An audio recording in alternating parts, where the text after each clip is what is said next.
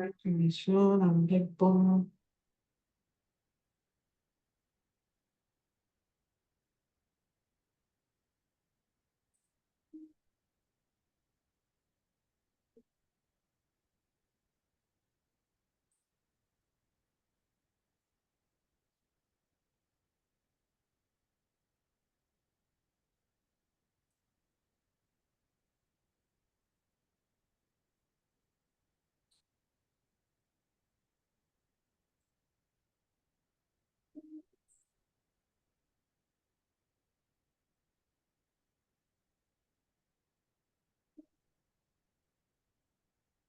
¿Me parece el live o el streaming? No, todavía no. Solo la grabación. Solo la grabación. ¿Cómo vas, Álvaro? ¿Cómo vas, Álvaro? Ya estos nuevos minutos. Eh, déjeme, que ahora viene el Facebook. Pues son las ventajas de estar en vivo, pero las desventajas están a todos los lados. Pero, Sí, ahorita está mi papá en el hospital esperando. Él dice, está y bien. me dice mi amigo que está durmiendo, bueno, pues, o que despierte o que no venga entre sueños, ¿sabes? Sí, también. Ya. ¿Qué tal, amigos? ¿Cómo están?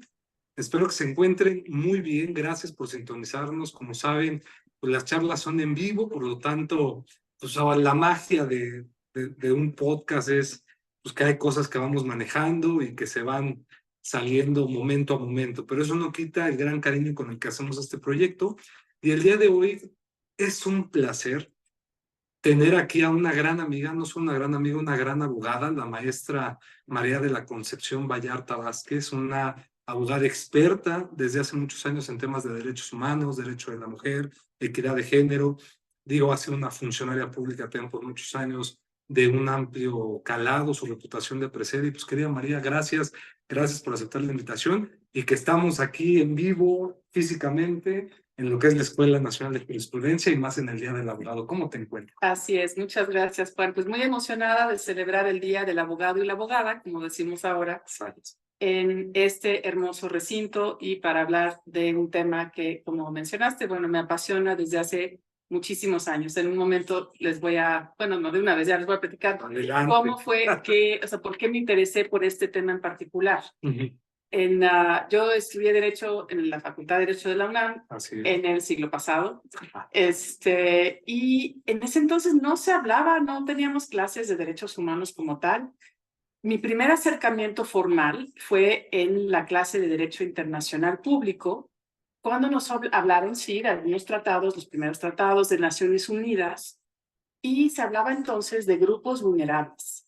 Y para mí fue una gran sorpresa, me atrevería a decir un shock, escuchar que por ser mujer yo era parte de un grupo vulnerable. Nunca me había sentido así, nunca me consideré como parte de un grupo y menos vulnerable. Y ahí fue donde empezó mi interés, mi curiosidad, que no ha terminado, o sea, que seguiré investigando. Y bueno, pues con mucho gusto de compartirles un poquito de lo que fui descubriendo. No, y de todo lo que hay en temas de derechos de la mujer, amiga. Además, déjenme decirles, porque hay que decirlo. De verdad, estamos aquí sentados también con una persona que genealógicamente es una reputación enorme. Su papá es conocido de todos los que estamos en la Facultad de Derecho, el embajador Vallarta, un gran catedrático de la Facultad de Derecho. No estamos hablando de cualquier persona.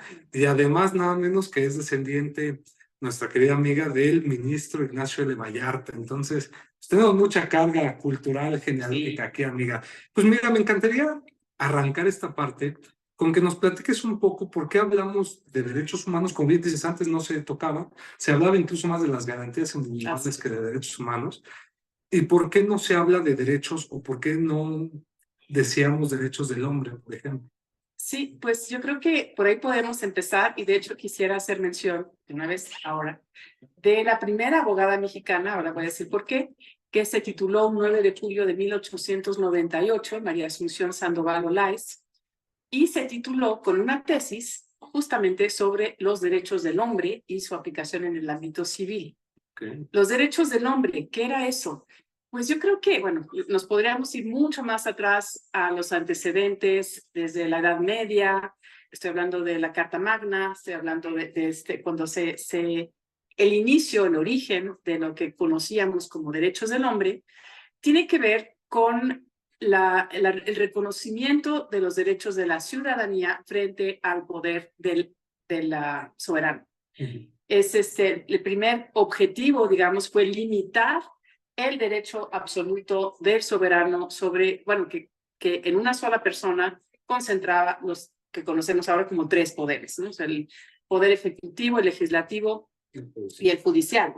Entonces era el mismo el que hacía las leyes, las aplicaba y, en fin, como todo, así era la monarquía, ¿no? Entonces estamos hablando de un sistema donde poco a poco se fueron reconociendo, como bien dijiste hace un momento, garantías. O sea, ¿qué garantía tengo yo como persona, como súbdita o súbdito en su momento, frente a ese poder absoluto donde me podían acusar de un delito y simplemente, pues ya era suficiente la acusación para recibir una condena? Entonces, estoy hablando de algunas de las primeras garantías, el habeas corpus, o sea, así es, algunos de los antecedentes. Ya como derechos del hombre, que menciona María Asunción Sandoval en su tesis y del que me estás preguntando, esta frase, esta manera de designarlo, lo podemos ya relacionar en el siglo XVIII, en la Revolución Francesa. Precisamente la Primera República Francesa sí reivindicó liberté, égalité, fraternité, libertad, igualdad, fraternidad, y hablaba tenemos una declaración de los derechos del hombre. ¿Qué derechos eran esos? Bueno, pues yo creo que es importante recalcar que sí eran derechos de hombres y no de todos los hombres, de ciudadanos franceses, mayores de edad, sin ninguna discapacidad, que tuvieran bienes, en fin. Entonces, es un primer momento, es un avance, es muy importante. Precisamente estamos hablando de los derechos del ciudadano, como el ciudadano francés, mayor de edad, con dinero, hombre blanco, libre, etcétera, frente al poder del Estado. Exacto. Eso es muy importante, pero desde luego no están incluidas las mujeres en este concepto de derechos del hombre. Eso vendrá bastante después. Les digo que la magia de cuando estamos en vivo, que pasan cosas que uno no planea, ¿verdad? Pero no importa. A ver, esto es muy interesante porque entonces, rápidamente para conectar con el origen de los derechos humanos, que la siguiente pregunta, sí me gustaría decirte, entonces, para las personas que nos están viendo, cuando se hace el análisis de lo que es los derechos del hombre y del ciudadano, esta famosa declaración francesa, sí estamos hablando que en el mismo contenido del documento se excluía a la mujer literalmente. Sí, así es. Aunque muchas veces, y nosotros, al menos mi generación, creció con la idea de que decir hombre incluye a toda la humanidad, ¿Sí? Pues nosotras reivindicamos que no. O sea, que lo que no se nombra no existe. Exacto. Entonces, sí era importante y no fue tampoco una casualidad o una ocurrencia el que ahora hablemos de derechos humanos. Tiene un nombre, un apellido y una fecha en que esto ocurre. Y aunque hubo más personas, y lamento muchísimo no conocer o no de memoria los nombres de todas las mujeres, principalmente mujeres, también hombres, que participaron en la Declaración Universal de los Derechos Humanos en 1948, hubo una mujer que sí voy a nombrar, que es Eleanor Roosevelt, que lideró, cabildeó para que se cambiara el nombre. Se pensaba una Declaración Universal de los Derechos del Hombre. Por supuesto, porque ese era el término conocido, en el que decían, pues todo el mundo sabe que hombre significa humanidad, etcétera, ¿no? Ella, sí, ella tuvo que pelear, ella y otras mujeres muy destacadas, tuvieron que pelear para decir, tenemos que cambiar la manera en que designamos a las personas, a la humanidad, y se encontró human rights en inglés, derechos humanos en español. Curiosamente en francés se mantuvo el droit de l'homme por un tiempo, pero bueno, eso no me quiero desviar, sino que sí. Hubo mucha resistencia, eso quiero decir. No fue fácil. No dije, ay, claro, pues cómo no se nos ocurrió, adelante, vamos a llamarlo derechos de humanos. Hubo resistencia, como sigue habiendo hoy, lo hablaremos más adelante. No es un tema obvio, bueno, yo creo que sí lo es, pero hay mucha gente también, pero hay mucha resistencia. O sea, el progreso del reconocimiento quiero hacer énfasis en esto. No se otorgan derechos a las mujeres, se reconocen. Yo pienso que tenemos derechos por ser personas desde que nacemos, como cual es definición de derechos humanos. Pero ha habido muchísima resistencia y entonces, para cerrar esta idea, el término derechos humanos surge en 1948 con la Declaración Universal de los Derechos Humanos, gracias al liderazgo de Eleanor Roosevelt y otras mujeres que dijeron no podemos seguir hablando de derechos del hombre y no incluir a las mujeres. Oye, qué interesante, porque para todos los que hemos estudiado Derecho, no me dejarán mentir, ese dato no te lo dan. O sea, por ejemplo, cuando tú estás en el aula o estás estudiando los temas de derechos humanos, cuando te vas al origen, pues te vas hasta los antecedentes que hay en la habeas corpus, hasta la carta de Juan Sin Tierra, todo eso, pero nunca te explican que el término derecho humano surgió precisamente por una lucha de parte que iniciaron un grupo de mujeres, ¿no? Sí. O sea, eso es lo que se me hace interesante, porque siempre se dice, es que somos derechos humanos, sí, porque somos seres humanos. Y somos seres humanos, ¿por qué? Porque tenemos dignidad y por eso estos derechos son inherentes a nosotros, Sí, ¿no? sí, sí. Pero esta parte cultural de antecedente histórica de saber, oye, es que pues, no iba a ser tan derechos humanos, sino derechos del hombre todavía Claro. hasta que esto se dio. Eso es muy interesante. Claro, eso yo creo que estamos todavía dando nuestros primeros pasos. No quiero obviar a las mujeres que nos antecedieron, principalmente el día de hoy lo vuelvo a decir, ¿no? De María Asunción Sandoval, nuestra primera abogada mexicana, pero muchas otras que estuvieron, que lucharon por el reconocimiento, el conocimiento, la difusión. Y estamos en ese proceso. Tú mencionas, eso no se dice, no se habla en las clases. Esperemos que sí, que ahora, ¿no? O sea, que estamos en proceso de cambio. No, y mira, perdón que me interrumpa, y lo digo porque muchas veces no es que no se comente porque no se quiera, tal vez porque se desconoce. Y uno va a los libros, estudia y dice, pues es algo netamente histórico, dogmático, jurídico, es decir, no me meto tanto a la historia tan específica, ¿no? Como bien dices el término de human rights, bueno que viene de este antecedente, lo cual, pues ahora las personas que nos están viendo, pues ya lo comprenden, ya sabemos todos, ya aprendemos. Y ahora quiero conectar con una pregunta que es lo que nos tiene aquí, el tema de los derechos humanos de la mujer. Sí. Porque muy posiblemente muchos van a decir, oye, pero pues, si son derechos humanos, pues en teoría pues ya se incluyen hombres y mujeres, podría pensarse. Pero esto es lo interesante, o sea, ¿por qué especificar derechos humanos de la mujer?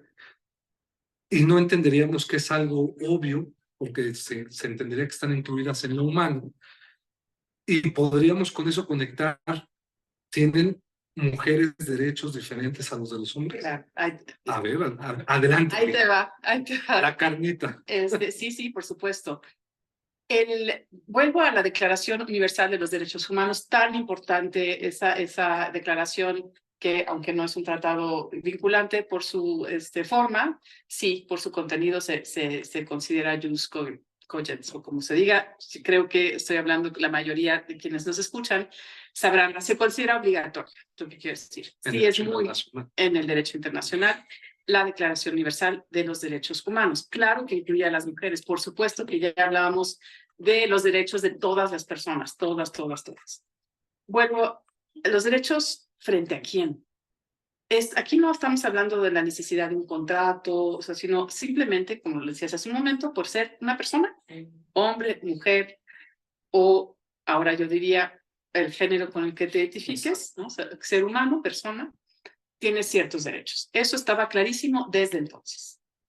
¿Qué pasa? Pero les recuerdo el origen. Estamos hablando de los derechos de las personas frente al poder. Ha evolucionado mucho, pero estamos situándonos en el siglo XX, eran los derechos que tienen las personas frente al poder. Voy a mencionar un momento clave en el que se reconocen los derechos humanos de las mujeres como un conjunto de derechos específicos. Es 1993. En la conferencia internacional, sí, mira, pues eras un bebé, y ya estaban ocurriendo cosas interesantísimas en Viena, en la conferencia internacional de derechos humanos. ¿Qué es lo que estaban viendo ahí los países en esta conferencia de Naciones Unidas? Las graves violaciones a los derechos humanos. En que, por ejemplo, tortura, desaparición forzada, presos políticos, En fin, ¿de quién? ¿De hombres o de mujeres? De todas las personas, obviamente. Ahí no había una distinción. Pero en los hechos, la mayor parte de las personas en ese momento víctimas de ese tipo de violación grave a los derechos humanos eran hombres, porque estamos hablando del ámbito público. Y ahí también vuelvo a hacer énfasis en que nada de esto sucedió espontáneamente. Un grupo de mujeres se organizó, no de las delegaciones formales de Naciones Unidas, fue como un evento paralelo, empujando de que ahí su lema era: los derechos de las mujeres también son derechos humanos. ¿Qué derechos? ¿De qué estamos hablando? De los mismos, pero en el ámbito privado. Es decir, el derecho a la vida, a la libertad, al libre desarrollo de la personalidad, porque hasta ese entonces lo que ocurría en el fuero interno podía ser un delito, podía, en algunos casos pocos, eso es otro tema de que no voy a desviar, pero no existía el delito en México, al menos de la violencia intrafamiliar, tampoco el feminicidio estaba tipificado, en fin. Entonces, además de todo el tema de una mujer todavía a la fecha va a denunciar que su marido la violenta, dice, pues vaya y arréglese con él, ¿no? Sirva y caliente la sopa y no, en fin, estoy haciendo, ridiculizando situaciones que sí han pasado y que me los han llegado a comentar ministerios públicos. Esto sí sucedía. Esperemos que ya no suceda. Entonces, en esta conferencia se reconoce que lo que ocurre en el ámbito privado también es responsabilidad del Estado. Eso, ahí es donde decimos que realmente hace 30 años, justo ya fuimos vistas como humanas. También lo que nos pasa a nosotras, todo el tema de los derechos sexuales y reproductivos que sí recae en nosotras. Estoy hablando de violencia obstétrica, por ejemplo, entre otros, ¿no? O sea, son qué cuestiones, a qué nos enfrentamos. Creo que es muy importante, aquí voy a citar a la doctora Patricia Galeana, que habló en un documental muy interesante, ahí se los vamos a difundir, justamente de Justicia TV, sobre la primera abogada, y habla, lo más difícil de cambiar es la cultura. Sí. La cultura, tenemos que decirlo, yo lo voy a decir, vivimos, crecemos en una cultura machista. Quiero ser muy enfática en esto. No estoy diciendo que todos los hombres sean machistas. Afortunadamente tenemos a hombres aliados maravillosos, pero y también hay mujeres machistas. Es decir, estamos inmersos en una cultura que por supuesto, que nos colocan a nosotras, como lo aprendí en mi clase de Derecho Internacional Público, por el hecho de nacer mujeres con desventajas. En ese entonces decíamos vulnerables, en fin, nos ponen desventajas. Eso es una verdad. Al día de hoy, ¿no? Estamos hablando cuántas noticias tenemos de la niña, no recuerdo su nombre, pero acaba de pasar, que el conductor de Didi la secuestró, la mató. Otra más, como tantas, como Devani hace un par de años, como, en fin. Sí, que ocurren todo el tiempo. Casos horrendos, algunos que incluso bueno, es un tema que vamos a abordar un poquito más adelante, pero las leyes específicas que se han podido promulgar, algunas llevan nombre de mujer, justamente por estas situaciones que nos afectan de manera desproporcionada simplemente por ser mujeres. No, y eso, como tú también lo decías, las condiciones o el aspecto del género con el que más se identifican. Por ejemplo, ahorita en el Congreso tenemos ya que se está buscando aprobar una reforma a través de una ley en el Código Penal para crear la figura del transfeminicidio, creo. Transfeminicidio. ¿No? Donde se trata de que mujeres trans también puedan tener ese tipo penal porque está pasando. Es decir, hay eventos donde no nada más es la discriminación, sino los privan de la vida por ese solo hecho de su condición, ¿no? Voy a retomar ese tema porque me parece bien brevemente hablar del transfeminicidio y del feminicidio. A mí me tocó participar en foros cuando se estaba discutiendo si se debía tipificar o no el feminicidio. Hubo, de nuevo, eso sí me tocó, muchas resistencias, muchas personas que decían es un absurdo, es homicidio, no tiene por qué haber un término distinto. porque sí era importante y sigue siéndolo, precisamente por las razones, por los motivos, bueno, ustedes conocen, me imagino, no me sé, no soy penalista, no recuerdo así todos los elementos del tipo, pero sí tiene que ver con es un crimen de odio, definitivamente, que tiene que ver, bueno, desde la manera en que se comete el homicidio, o sea, la privación de la Que el vida. móvil sea el hecho de que es una mujer. Sí, Privo de la vida a una mujer por el hecho de que es mujer. la exhibición del cuerpo, en fin, hay muchas cosas que, por cierto, aclaro por si alguien tiene la duda, sí puede tipificarse el feminicidio entre mujeres, cuando la persona, generalmente son hombres, pero sí hay un caso, al menos uno, de una mujer que mata a otra mujer.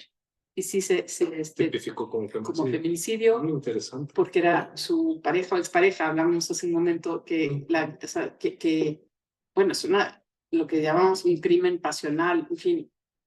Eso creo que puede ser una manera de esconder lo que realmente, el desequilibrio de poder en una pareja, ya sea de dos mujeres, de dos hombres o hombre-mujer. Si hay una persona que tiene mucho más poder que la otra por razones económicas, de edad, de cuerpo, o sea, de corporalidad, en fin, sí estamos hablando de que se abusa, ¿no? de ese poder y puede haber. Entonces, por ejemplo, a ver, para ir concretando esta parte, Sí. ¿no? Entonces, sí hablamos de que existen derechos humanos de las mujeres. O sea, eso sí es una realidad. Sí. Sí, digo, tal vez pueden ser muchos, pero si pudieras tú en este momento para nuestro público, eh, ¿cuáles serían, digo, ahorita los has mencionado un poco, pero para irlos comunicando, ¿cuáles desde tu punto de vista serían estos derechos humanos de las mujeres? Yo creo que sin excluir a otras personas, pero yo creo que el principal es a la igualdad, a la no discriminación, Sí. y bueno, todos los que se derivan de la libertad de... Hay una frase que a lo mejor suena un poco rara, pero es el derecho a tener derechos. Eso también se ha dicho, esto no es una frase mía, que queremos que se nos reconozca. A ver, hablemos, me estoy tal vez desviando un poco, pero de la ciudadanía. Tuvimos una abogada mucho antes de tener una ciudadana mexicana. Ella, esta persona que podía ejercer y ejerció, digo, no podía votar. Sí, claro. En un libro que es de la doctora Bonifaz, que bueno, ya está disponible en PDF, se va a presentar sobre las mujeres diplomáticas. Ella habla de cómo hubo una mujer embajadora antes de una mujer cónsul, y no podía ser cónsul porque no tenía fe pública, porque no era ciudadana.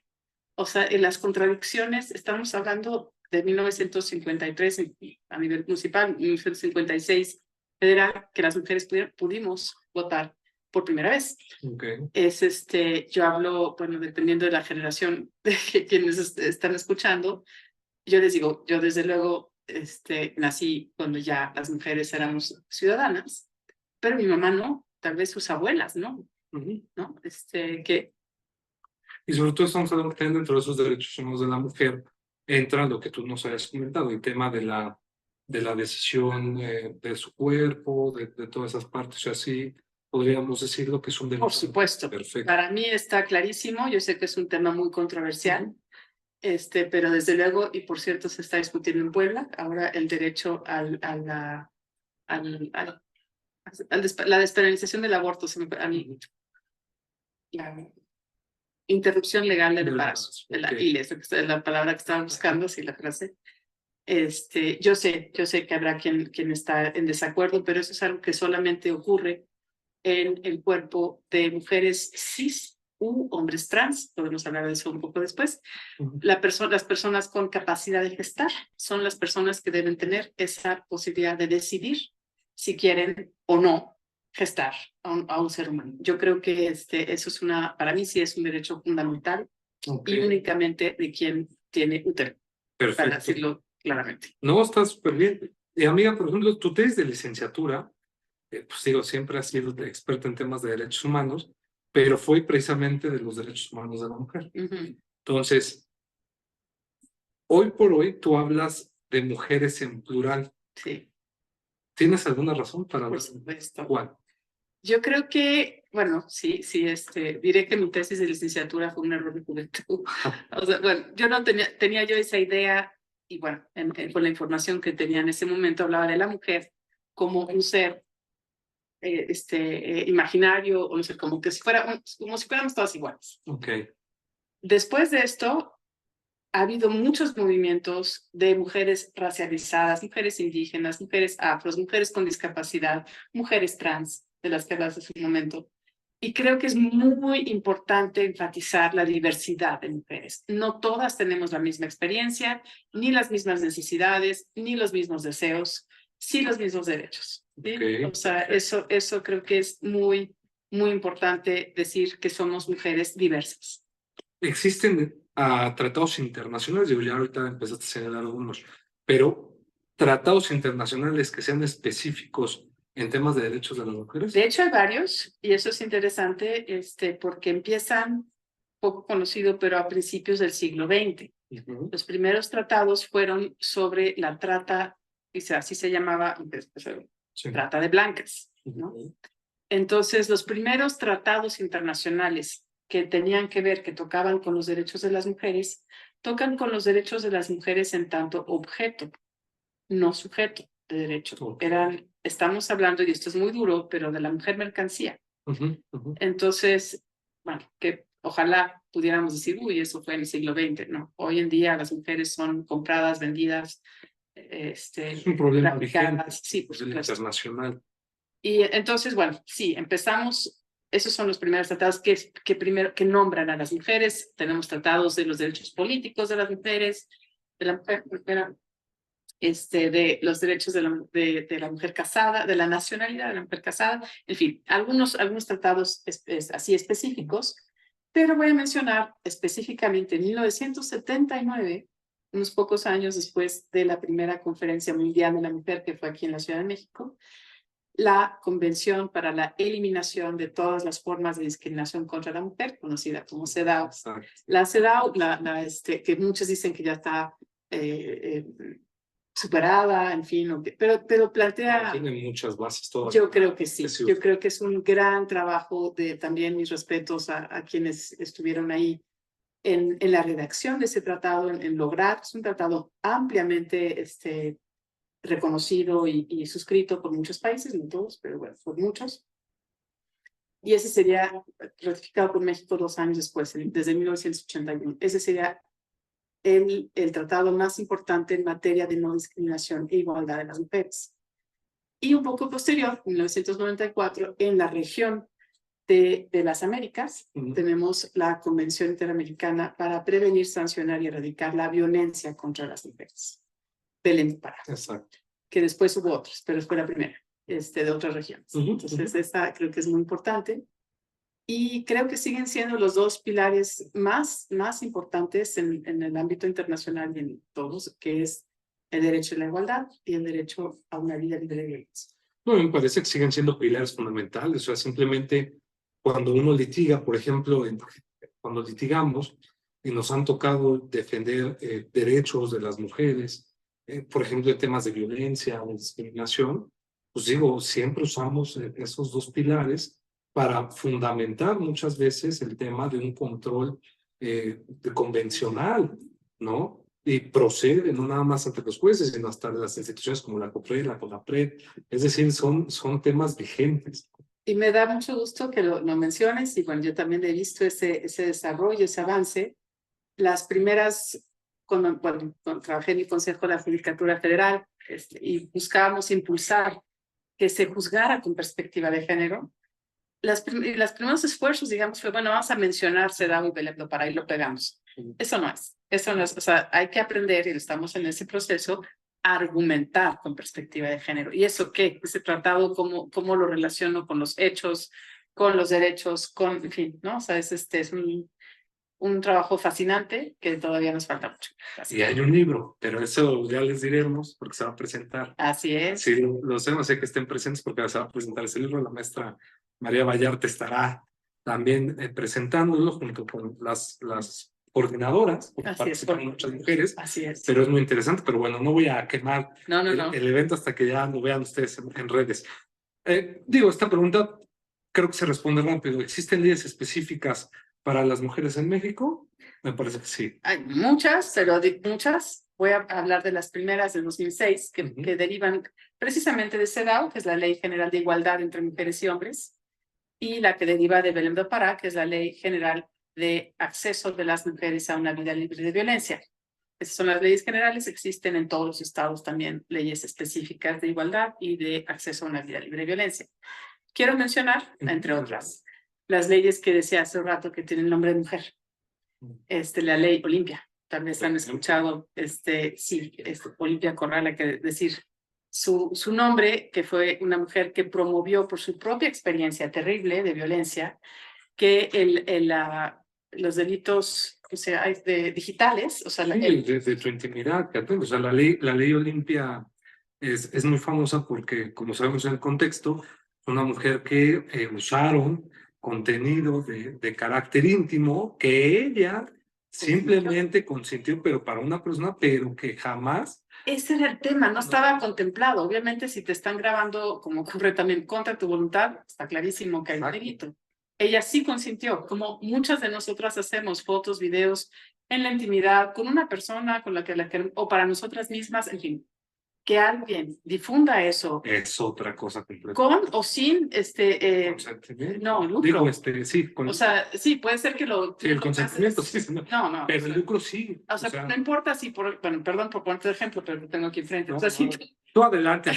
si tú difundieras un video de cualquier persona, de una mujer. De una mujer. Ajá. Sí, a tus cuates, sin cobrarles nada, pero nada más por diversión, ya estás cometiendo un delito. Sí, y atentando contra la dignidad Así de es. esa persona.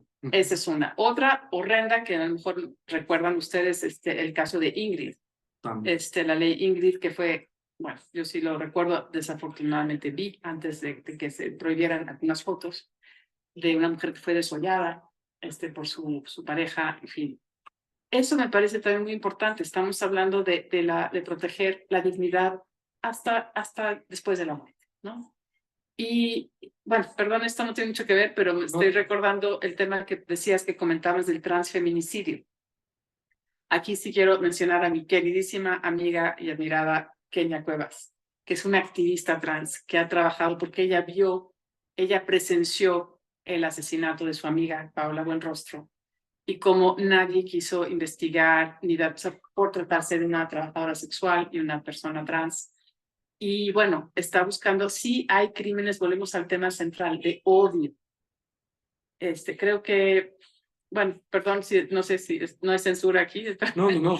Es un ámbito universitario y la universalidad nos permite poder platicar precisamente de esos temas. Hace unos años que estaba yo en Sinaloa como parte como experta nacional en temas de violencia contra las mujeres, estábamos investigando la alerta de violencia, era el tema. Hablábamos con una funcionaria que nos comentaba que había habido una ola de asesinatos muy públicos de mujeres trans, en los cuales, esta es la parte gráfica que voy a mencionar, en que exhibían el cuerpo con los genitales masculinos en su boca, ¿no? O sea, para una manera grotesca de exhibir, de humillar, de atentar contra la dignidad de estas mujeres trans. Sí, claramente no era nada más el tema de matar, sino de evidenciar ese odio. El odio a lo diferente, pero cuando dicen diferente a quién, quién es igual a quién, o sea, hay un tema y un derecho a la igualdad, pero igualdad de derechos, eso no quiere decir que somos idénticos, nadie quiere ser, bueno, yo pienso, nadie quiere ser idéntico a otra persona, nadie es, no podemos. Sí, no. Ni gemelos idénticos. Es parte de la riqueza de cada Es correcto. persona. Y por ejemplo, ya vamos acercándonos a las preguntas finales, pero esto es muy interesante, creo que sí se lo preguntan. ¿Hablar de género es lo mismo que hablar de mujeres?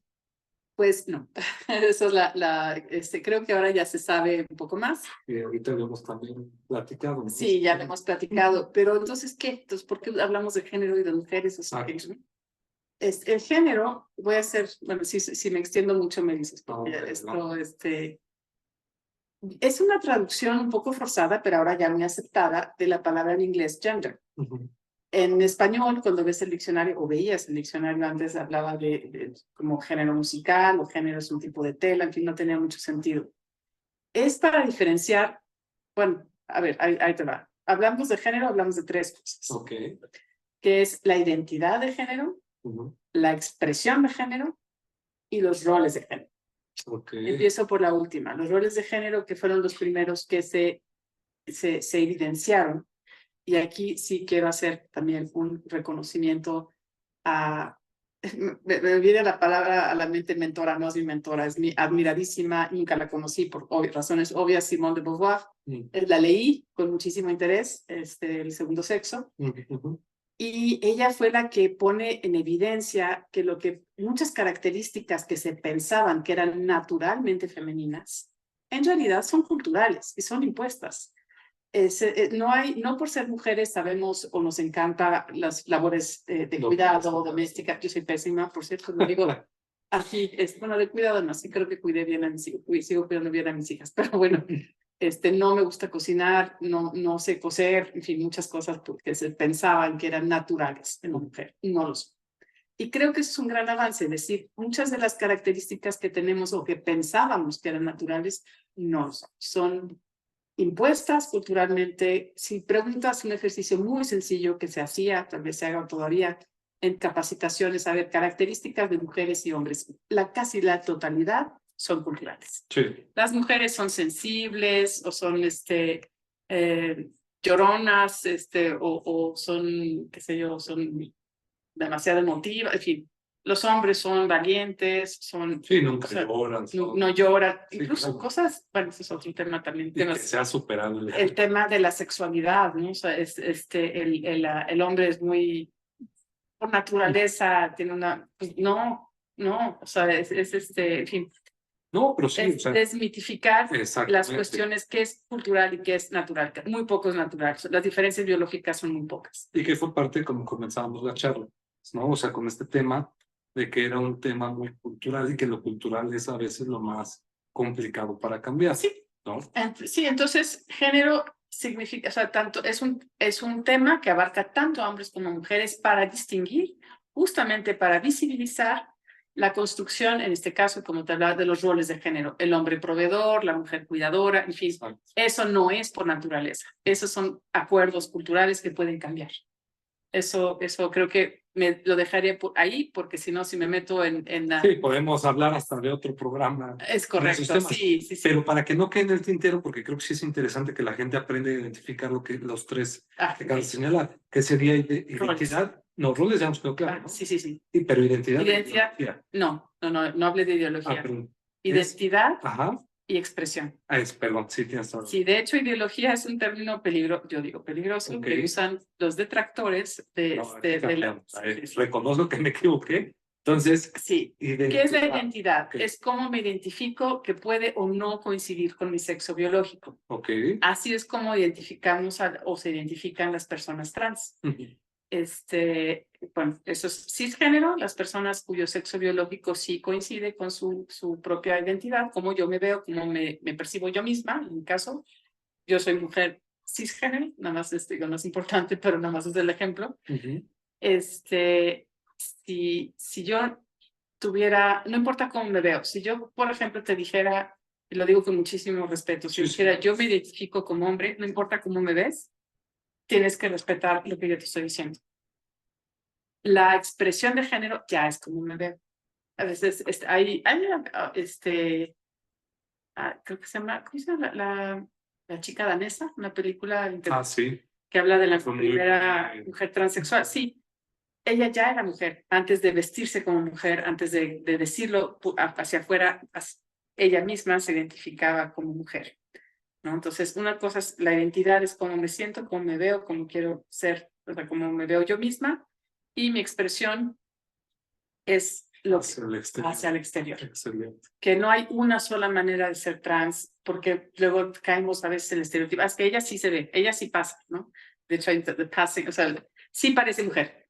No importa si parece o no. O sea, lo importante es lo que la persona siente y lo que la persona expresa y lo que la persona pide. En caso de duda, más vale preguntar. Eso sí, ahí no te equivocas. O sea, preguntando me refiero. Porque a veces sí nos puede pasar que tenemos la duda. Hay personas, hablé de estas dos expresiones, hay personas no binarias, ¿no? Que no se identifican ni como hombres ni como mujeres. Nos cuesta un poquito de trabajo en español, o no es raro, pero el pronombre ella, simplemente es cuestión de adaptarnos nosotros a lo que la persona pide.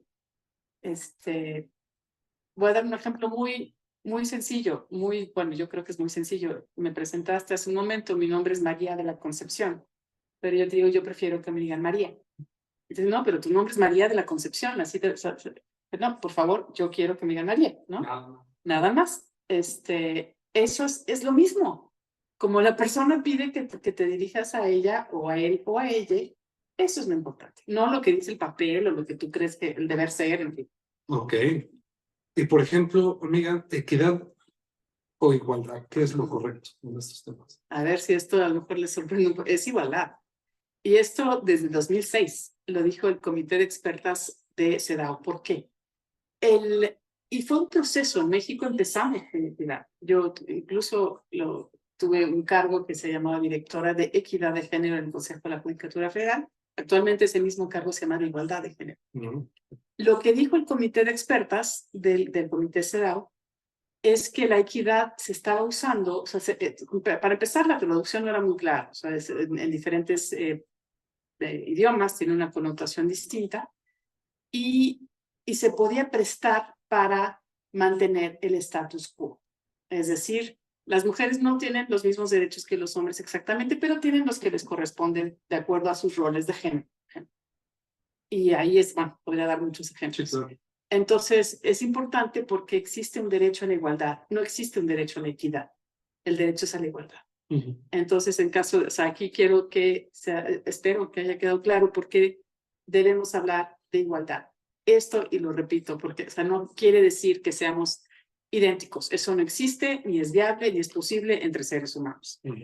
Hay protestas, ¿por qué quieren ser? Bueno, una frase que me parece horrenda, pero la he escuchado y la voy a repetir.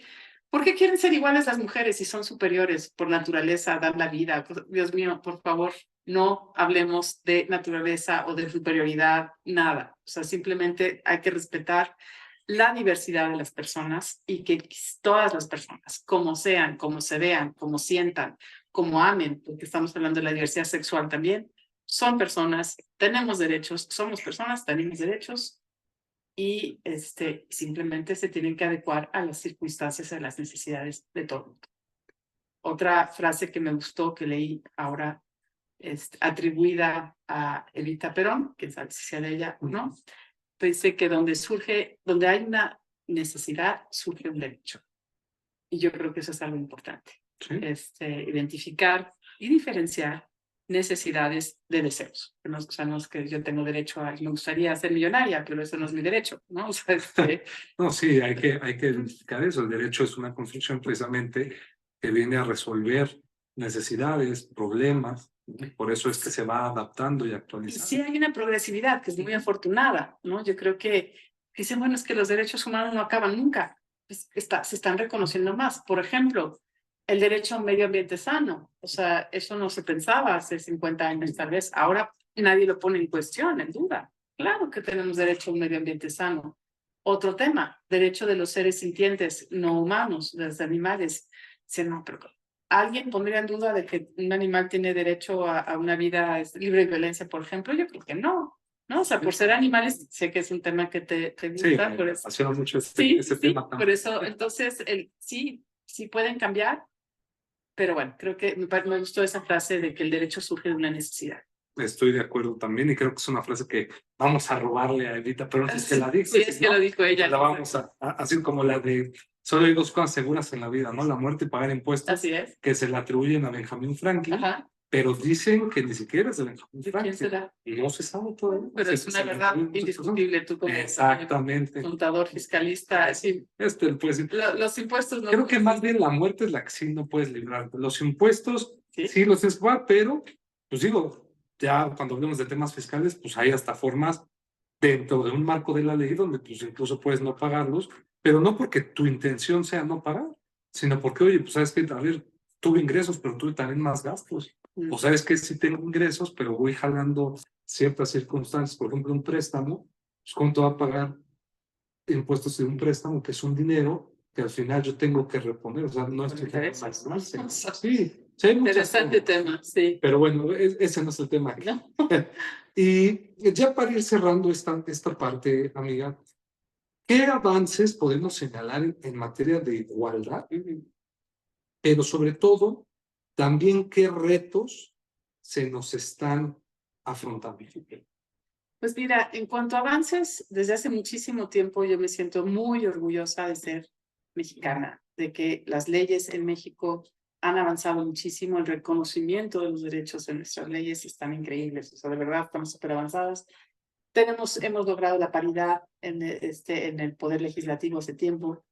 Vamos a tener pronto una mujer presidenta, en fin, se han derivado muchas barreras. Hablábamos hace un momento de que es tiempo de mujeres. Bueno, eso es una frase bonita, sí es real, sí tenemos a mujeres tomadoras de decisiones, mujeres en muchos ámbitos, aún muy lejos, y quiero ser clara en esto, muy lejos de lograr lo que han tenido, los privilegios que han tenido los hombres por ser hombres por siglos. Eso es cuando, si no es que ya exageraban las mujeres o ya están acaparando demasiado, no. O sea, eso ni de lejos. Pero sí, yo soy madre de 2 jóvenes adultas, que por supuesto ellas tienen más posibilidades y más derechos que tú y yo, sí. Y eso me emociona un montón. O sea, creo que hemos avanzado en términos de igualdad, más mujeres estudiando, más mujeres trabajando, tomando decisiones en el sector público también, una directora de la Facultad de Derecho. No es la primera, pero bueno, también es No, importante. pero imagínate, en tantos años de historia de la segunda mujer, Es- ¿verdad?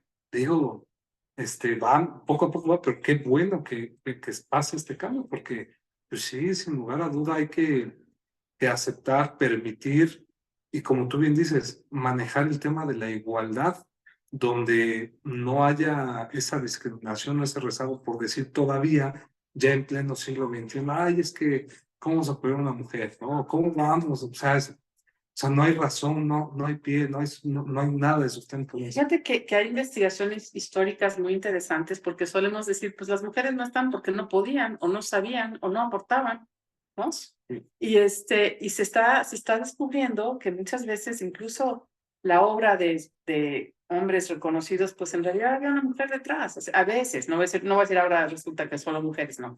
O sea, No. pero sí muchas mujeres. Hubo mujeres científicas, teólogas, artistas del mismo nivel, solamente que no se les permitió, no se nos permitió, por decirlo, salir adelante, brillar, dar a conocer nuestro conocimiento, bueno, difundirlo, pues, también por estos roles de género de los que hablábamos antes. Virginia Woolf, entre sus obras, habla de qué tal que Shakespeare tuvo una hermana, igual de brillante que él, pero o sea, estaba casada y tenía que atender su casa y los hijos, y no pudo, ¿no? Dedicarse a escribir grandes obras, un ejemplo. Entonces, ya se me olvidó la pregunta. No, qué retos se Los nos retos, afrontan, ¿no? claro. Los retos creo que son los mismos. Yo creo que, y volviendo a lo que decía la doctora Patricia Galeana, la cultura es la más difícil. La manera de pensar, las creencias así infundadas, porque las hay. Los hombres somos superiores, dirían. ¿Por qué? No, porque así ha sido siempre, porque nosotros decidimos, porque así es, o sea, por naturaleza somos más grandotes y más fuertes, por tanto, más poderosos y más derechos, ¿no? Estoy ridiculizando, pero son creencias muy arraigadas en nuestra cultura. Entonces el reto es ese es uno, cambiar la forma de pensar, la cultura, pero aún más urgente y más terrible, definitivamente la violencia. Sí. No hemos podido acabar con la violencia y tal vez de las más terribles que comentamos antes en el ámbito privado. Quien te violenta es tu pareja, tu papá, tu hermano, no sé. Que te asalte un desconocido afuera está horrible, pero que te esté violentando la persona en la que confías, con quien decidiste hacer una familia o formar una pareja o algo así, ojalá lo pudiéramos hacer, dar a entender lo terriblemente desgarrador que es la persona en quien confío, la persona que dijo que me amaba, es la que me está violentando. Y luego me dice que estoy loca y que no, que estoy inventando cosas, o que, por ejemplo, me golpeó porque me quiere tanto que está celoso y no puede, o sea, y perdió el control, ¿no? Estoy hablando de cosas que suceden. Entonces, yo creo que hoy hace rato vi un meme, pues, o sea, que decían, El hecho de que una mujer esté borracha, por ejemplo, inconsciente, lo que sea, no es excusa para que se abuse de ella. Y eso no es un mensaje para sus hijas, es para sus hijos. Que los hombres sepan, aprendan, entiendan que las mujeres no estamos ahí para su disposición, su consumo, porque no es eso. Entonces creo que nos falta reeducarnos. Dicen, también he escuchado mucho, es que los hombres machos es culpa de las mamás. Bueno, y las mamás que están solas, sus papás no educan, o sea, ¿por qué otra vez nos cae a nosotras? ¿No? O sea, eso creo que no se vale. Creo que como sociedad tenemos que entrarle a la educación de niñas, niños, o sea, desde la infancia, de hablar del respeto, de los límites, del consentimiento. Son temas o sea, que tienen que estar ahí, ¿no? Siempre, siempre. También recuerdo alguna vez con un compañero que decía, pues es que ya no se puede coquetear, porque ya todo es acoso. Que para nada, es facilísimo. La diferencia es el consentimiento. Esa es la clave. Si no estás seguro, o sea, si no es recíproco, si no hay consentimiento, si no hay incluso, alguien dice, entusiasmo, pero es que no, yo estaba ahí y no decía nada. Bueno, pero tampoco estaba, obviamente no estaba participando, ¿no? No estaba, o sea, si no hay ese consentimiento activo y entusiasta, es no. Fíjate, ahorita con ese tema que cerrabas, José Alberto Zavaleta Elizondo es un escritor que tú bien sabes que me encanta mucho.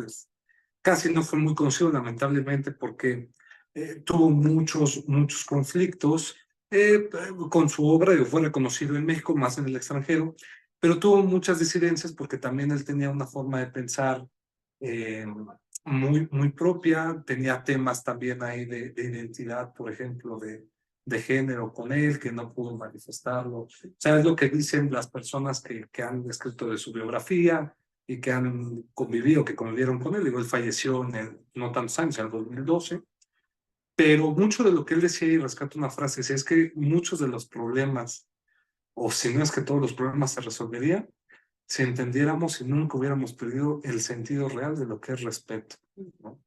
Y el respeto, y él lo definía, digo, es una frase que no es de él, sino se remonta y luego muchas de las personas traerán a colaciones de quién se le atribuye o quién puede ser.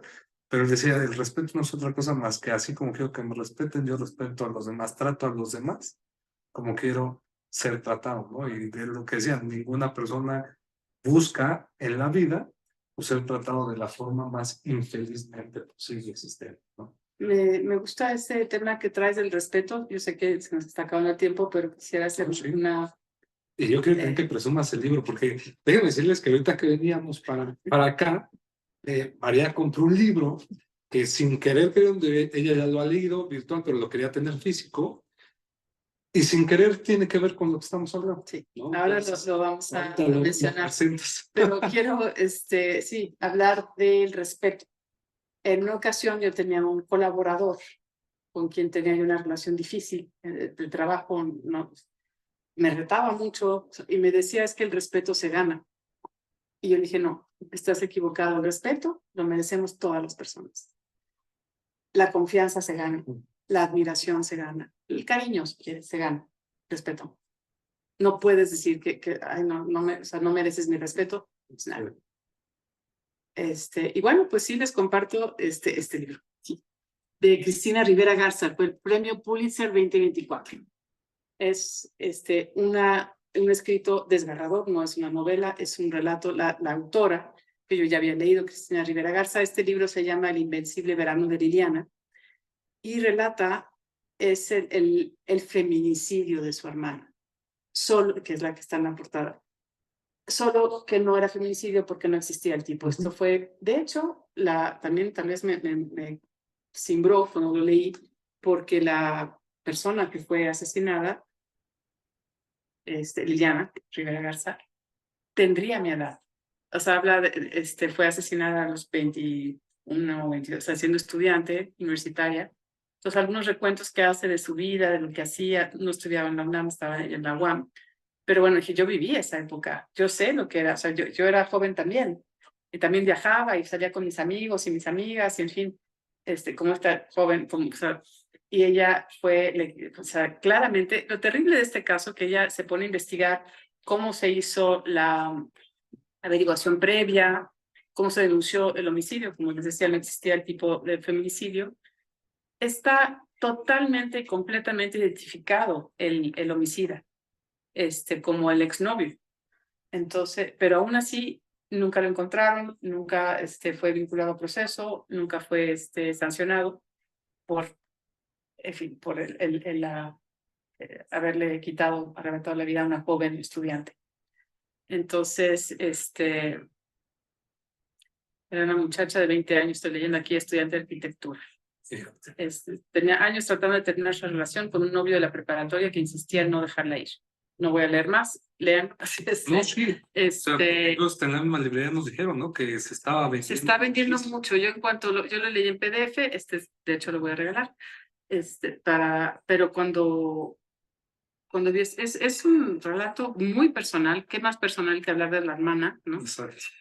De algo El que tema sucedió. que es y que tiene colación con esto, ¿no? Se pensaba que era que se normalizaba. ¿Cuántos feminicidios no han pasado así? Bueno, pues se lo buscó o para que Y ¿no? tristemente actualmente hay feminicidios que aún no se han resuelto, ¿no? Las carpetas de investigación siguen Ni así, abiertas. ni con toda en este caso, toda la evidencia, con testigos, en fin, no se hace nada. Eso Y es y bueno, un hombre cualquiera, diría yo, no por decir que todos los hombres sean así, pero un hombre cualquiera que se sintió con el derecho de que, bueno, pues si no estás conmigo, con nada, ¿no? Si no eres mía, nadie puede ser de otra persona. Ese mismo concepto de que es mía, no, o sea, entendamos que las personas no son nuestra propiedad, nunca. Exacto. En fin. Es un tema muy interesante. El tiempo se nos va volando. Sí, yo sé, Ya cerramos el programa, pero no queremos cerrarlo sin antes agradecerte realmente tu tiempo, tu espacio.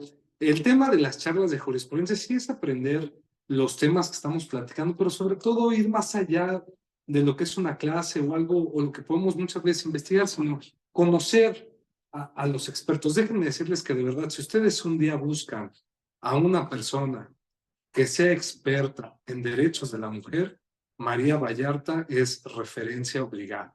Y no lo digo porque seamos amigos, que lo somos, sino porque realmente su reputación le precede. De verdad, búsquenla, vean qué ha hecho, las conferencias que ha dado. Es una mujer que ha trabajado en la Comisión de Derechos Humanos, en organizaciones, en asociaciones. Hijo, o sea, yo no sé más bien cómo tienes tiempo para muchas cosas, amiga, pero eres una mujer muy profesional, sabes de la materia y sobre todo brillas por tu calidez humana. Gracias por aceptar la invitación y por haber estado con nosotros en charlas de jurisprudencia, y que es la primera que hacemos, pero en vivo, en este momento presencialmente. Así es. Así que esta es tu casa y muchas gracias. Muchas gracias a ti, gracias a quienes nos escucharon y ojalá se unan a esta búsqueda apasionante de la historia y el futuro de los derechos humanos de las mujeres. Excelente, pues amigos, compartan estas charlas de jurisprudencia, la información disponible puede servir de gran ayuda, utilidad a algún amigo, algún vecino, algún familiar. Hacemos mucho bien. En los controles tuvimos a nuestro querido Álvaro, que nos apoya desde cabina, por así decirlo, y el día de hoy nos apoyó también nuestro colaborador Sergio Baeza, que está también atrás de esta transmisión, ¿no? Muchas gracias. Nos vemos el siguiente viernes con otra charla de jurisprudencia. Pasen bonita tarde y buen fin.